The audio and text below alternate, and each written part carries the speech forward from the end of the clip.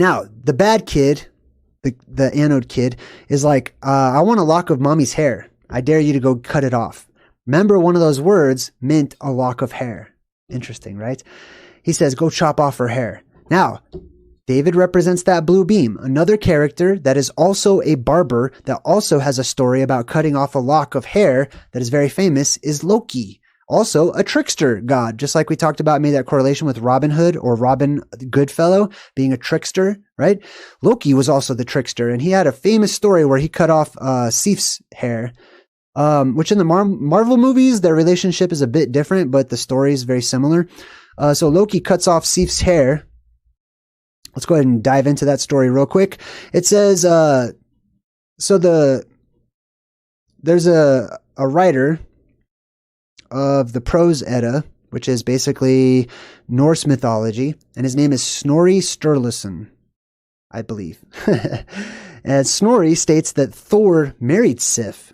In the Marvel movies, I think they're like brother and sister, but in reality, in the actual history, they're married. Thor and Sif are married. So Thor married Sif, and that she was known as a prophetess called Sybil. So Sif, who had her hair cut, and Sybil are one and the same character, or definitely related in history. Though we know her as Sif, right? So that F sound was interchangeable with a B sound in a different language. We read on, and it says, let's see.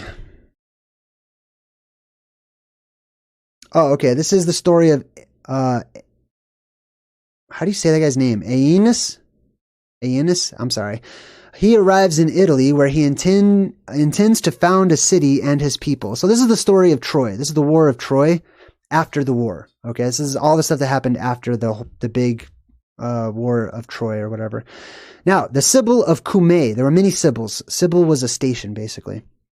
Then an old woman, over 700 years old, at the temple of Apollo, consents to escort him on a journey into the underworld to comply with his wish to see the shade, or the spirit, of his deceased father, before entering into the underworld.